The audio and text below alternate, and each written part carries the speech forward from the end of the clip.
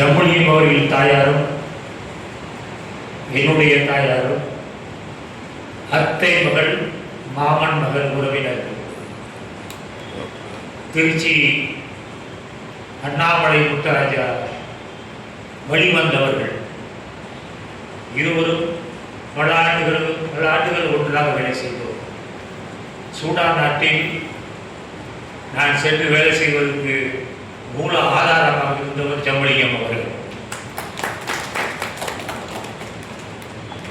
அடுத்து ஒரு காலத்தில் என்னுடைய வீட்டில் வாங்கக்கூடிய பொருட்கள் ஒவ்வொன்றும் இவர் பேரில் தான் இருக்கும். இவர் பேரில் தான் எங்கள் வீட்டில் கட்டில் பீரோ எல்லாம் வாங்குவோம், எங்கள் பேரில் வாங்க மாட்டோம். அதே மாதிரி லோகா ஏர்போர்ட்டில் 2 மோதிரம் வாங்கணும். அவருக்கு ஒரு மோதிரம், எனக்கு ஒரு மோதிரம். எனக்கு வாங்கின மோதிரம் அவர் பேரில் இருக்கு, அவருக்கு வாங்கின மோதிரம் என் பேரில் இருக்கு.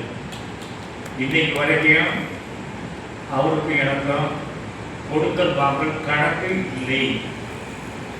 அவர் எவ்வளோ எனக்கு கொடுத்தாரு, நான் அவருக்கு கொடுத்தது கணக்கு பார்க்கறது கிடையாது. நட்புக்கு இலக்கணம், என்னுடைய மரியாதைக்கு மதிப்புக்கு மிகவும் சிறந்தவர். அவருக்கு நான் வழிகாட்டி, எனக்கு அவர் வழிகாட்டி. அந்த ஜம்புலியம் இப்பொழுது உங்களிடம் உரையாற்றுவார். அனைவருக்கும் வணக்கம். அமர்ந்து கொண்டே பேசுவதற்கு மன்னிக்கவும். நின்று பேசினால் எனக்கு சுத்தம். எல்லோரும் அவருடைய ஆராய்ச்சியை பற்றியே பேசினார். அறிஞர் பெருமக்கள் அனைவரும் அவருடைய ஆராய்ச்சி பற்றியே பேசினார்கள். நான் அதை பற்றி பேசப் போவதில்லை. அவர் அரிச்சுவடி காலங்களை பற்றி பேசப் போகிறேன். காலச்சக்கரத்தை நான் பின்னோக்கி சுட்டுகிறேன். ஒரு 65 ஆண்டுகளுக்கு பின்னால் சுற்றுகிறேன்.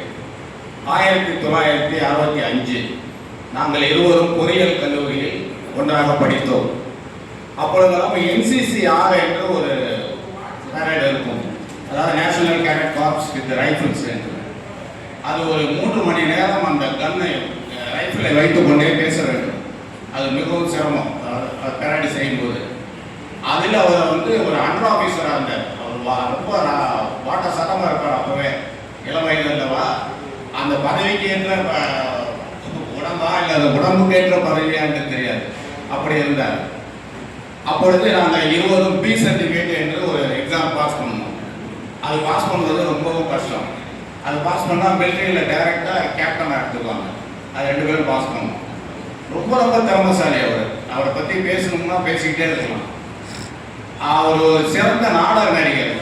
டிஎன் நடராஜன் என்று ஒரு இன்ஸ்ட்ரக்டர் இருந்தார். அவர் ஒரு நாடக சபா நடத்தி இருந்தார். அதில் ஒரு நாடகமாக நடத்தி கொண்டிருப்பார். அதை விட சிறந்த ஓவியர் நடிகர் சிவாஜி கணேசன் அவருடைய படத்தை அப்படியே இப்போ உங்களெல்லாம் பார்த்தீங்கன்னாக்கா ஒரு ஃபோட்டோ கொடுத்தீங்கன்னா அப்படியே வரைஞ்சிருவார். அந்த திறமையெல்லாம் அவருக்கு இருக்கு. அந்த ஃபோட்டோவை சிவாஜி கணேசன் ஃபோட்டோ வரைஞ்சி அவரே திருச்சிக்கு வரும்போது அவர் கையெழுத்து வாங்கி இன்னும் வச்சிருக்கியா நாங்கள் கோச்சிக்காரையா, நாங்கள் 2 பேரும் ரொம்ப வருஷமாக வாயா பையன் தான் பேசிக்குவோம். அதுக்கப்புறம் நாங்கள் கோத்தாடி சர்க்கரை ஆலையில் போய் ஏப்ரல் மாதம் 14ஆம் தேதி 1967ஆம் ஆண்டு நான் இன்ஜினியரிங் அப்ரெண்டிஸாக போய் சேர்ந்தேன். சேரும்போது சுபாஷ் அவர்களும் சேர்ந்தாங்க. அப்போ எங்களுக்கெல்லாம் பாஸ் மதிப்பிற்குரிய டி.கே. தியாகராஜன் அவரை வணங்குகிறேன். எங்கள் குருநாதர் அவர்கிட்ட வேலை செஞ்சோம். அவர்கிட்ட வேலை செய்யும்போது இந்த பாய்லர் செக்ஷனில் கவர்மெண்ட்லேருந்து ஆஃபீஸர் ஒரு டெஸ்ட் எடுக்கணும். ஓப்பன் டெஸ்ட்டு, ஹைட்ராலிக் டெஸ்ட்டு, அது மாதிரி டெஸ்ட் எல்லாம் நிறைய எடுக்கணும். ஸ்டீம் டெஸ்ட்டு அதெல்லாம். அதுக்கு அவர் வேலை கொடுப்பாரு. ஒரு 4 மணி நேரத்து வேலையை சுபாஷ் காட்சி கொடுப்பாரு. ஒரு 1 மணி நேரத்தில் செஞ்சுட்டு அடுத்த வேலை என்ன செய்யணும் கேட்பார். அவர் அவ்வளோ சுறுசுறுப்பாக வேலை செய்வார்.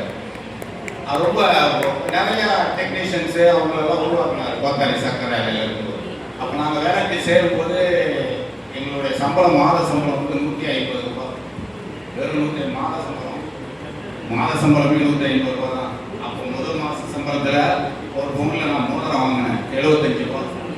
அதை இன்னும் வச்சுருக்கேன் ஞாபகத்தமாக. அப்போ இவர் வந்து கோத்தாரியில் வேலை செய்யும் போது திருவாரூரில் ஒரு வீட்டில் குடியிருந்தார். அவரை போய் பார்க்கலான்ட்டு போனேன். போனால் மாடியில் மேலே எட்டாவது வயதில் ஒரு கிழிஞ்ச சட்டையை மாட்டியிருந்தார். அவர்கிட்ட எப்படி கேட்கறதுன்னு யோசனை பண்ணிக்கிட்டே இருந்தேன். இந்த சட்டை ஏன் எங்கே மாட்டியிருக்கேன்னு கேட்டேன். அவர் அதுக்கு என்னம்மா சொன்னார், என்ன பசங்க தாண்டி போல் அப்படியே நினைவு அப்படியே இருக்கு. நான் பல ஆயிரம் சம்பாதிச்சாலும் பல பதவிகளுக்கு உயர்ந்த வகுக்கு போனாலும் நான் வந்த வழியை நான் கடந்து வந்த பாதையை அந்த சட்டை கிழிஞ்ச சட்டை எனக்கு ஞாபகப்படுத்திக்கிட்டே இருக்கும். அதை நான் மறக்கக்கூடாதுன்றதுக்காக அந்த சட்டையை மாட்டி வச்சிருக்கேன். இன்னும் வச்சிருக்கே அந்த சட்டையா சொல்லியா நல்லதா பழைய ஞாபகம்லாம் வருது. இந்த படத்தில் சொல்லுவாங்கள அந்த காலம் ஞாபகம் நெஞ்சிலே வந்தது, அது மாதிரி கண்கள் சரியா வருத்தப்படாத. அதுக்கப்புறம் கோத்தாரில் வேலை செஞ்சுட்டு இருக்கும்போது தான் எங்கள் வீட்டுக்கு ஒருத்தர் வந்தார். சிறந்த ஓவியங்கிறதுக்கு ஒன்று சொல்கிறேன்.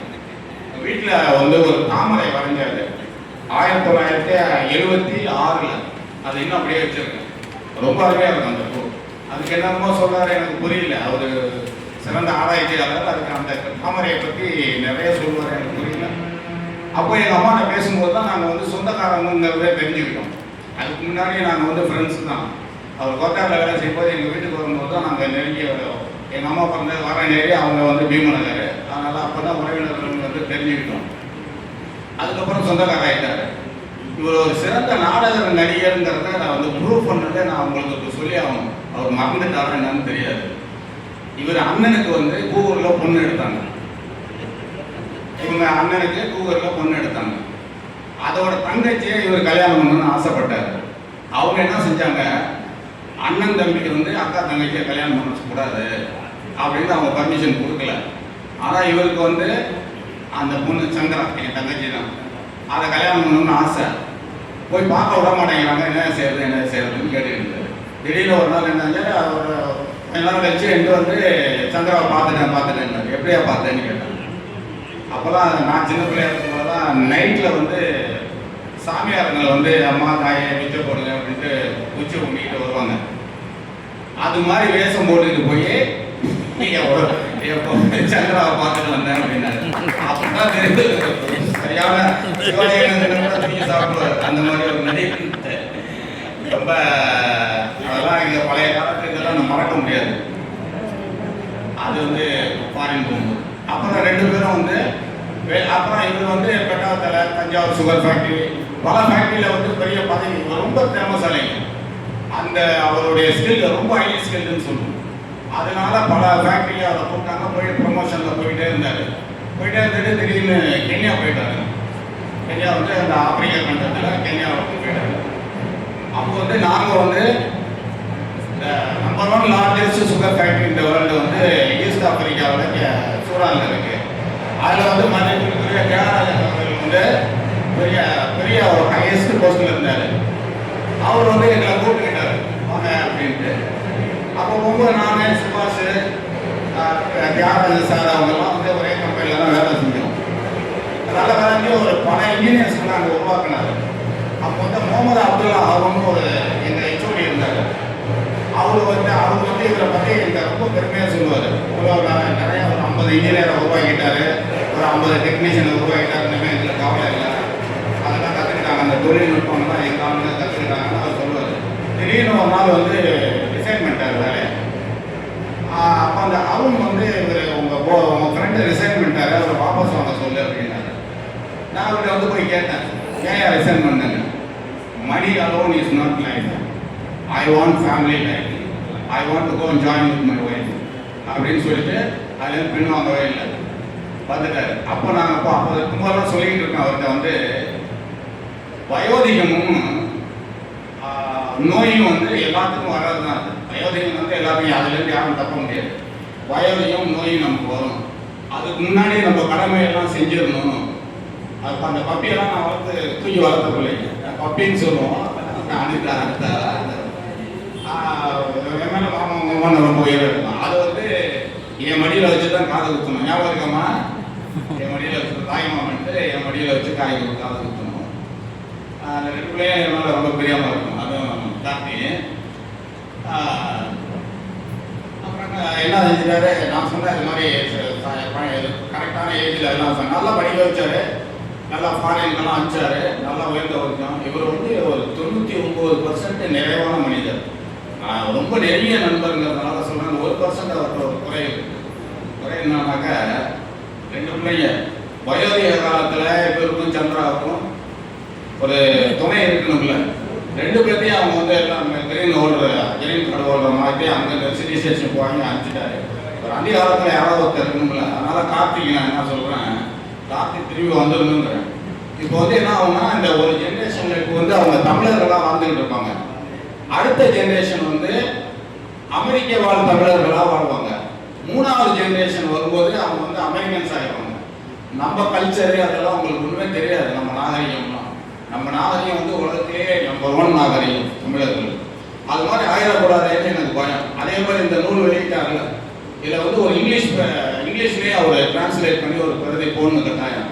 இவருடைய பேரப்பழையெல்லாம் அமெரிக்காவில் செட்டில் ஆகும்போது எழுத படிக்க தெரியாது தமிழில். அப்போது வந்து நம்ம தாத்தா நம்ம பாட்டியெல்லாம் இந்தியாவில் தமிழ்நாட்டில் இருந்தாங்க அப்படிங்கிறத அவங்க இங்கிலீஷ்லேயே அவர் டிரான்ஸ்லேட் பண்ணணும். அந்த இங்கிலீஷ் டிரான்ஸ்லேஷனையே அவங்க போய் அமெரிக்காவில் கொடுக்கணும். பார்த்தீங்களா, ரொம்ப அதிகமாக பேச முடியாது எனக்கு. நான் வந்து அப்போ சூடானில் இருக்கும்போது எனக்கு கொஞ்சம் உடல்நல சரியெல்லாம் போயிடுச்சு. தண்ணி இதனால ஜாண்டிஸ் வந்துடுச்சு. ஜாண்டிஸ்னா உங்களுக்கு தெரியல, மக்கள். அப்போ வந்து நான் இவருக்கு இன்ஃபார்ம் பண்ணியிருந்தேன். அது வந்து இந்த கீழாநெல்லி விதை செடியெல்லாம் கொஞ்சம் கொண்டு வா, அது சாப்பிட்டா சரியாக போயிடும், இங்கிலீஷ் மெடிசன் சூட் ஆகலைன்னு சொன்னேன். இவர் அதை எடுத்துகிட்டு வந்தார். எனக்கு எடுத்துகிட்டு வரும்போது ஏர்போர்ட்டில் வந்து ஒரு நாட்டிலேருந்து இன்னொரு நாட்டுக்கு போகும்போது அந்த விதை இந்த மூலிகை செடியெல்லாம் விட மாட்டாங்க. அது பிடிச்சிட்டாங்க. இது என்ன அது சந்தேகப்பட்டுட்டு விட மாட்டோம் அப்படின்ட்டாங்க. அப்போ இவர் சொன்னார், அல்லா வாஹித் இதான் தவா பிதா இறக்காம ஆனால் சதி கல்யாணம். இதெல்லாம் நான் அரபியில் பேசுகிறேன். அரபில் வந்து தமிழில் பேசுகிறாங்க. இவரும் அவர் எங்கள் பாஸ் அவர் அவங்க தான். அவர் வந்து சீக்கிரமாக இவர் வந்து எத்தனை 3 வருஷம் இல்லையா, எத்தனை வருஷம் இருந்தார்? 3 வருஷத்துல இவர் வந்துட்டார். அவர் ஒரு 10-16 வருஷம் இருந்தார் எங்கள் பாஸ். நான் 32 வருஷம் என்னை விடவே மாட்டேன்ட்டாங்க. 32 வருஷம் இருந்ததுன்னா நான் வந்தேன். கடைசியாக என்னை விட மாட்டேன்ட்டாங்க. இங்கே வந்து தான் நான் ரெசிக்னேஷன் நினச்சேன்.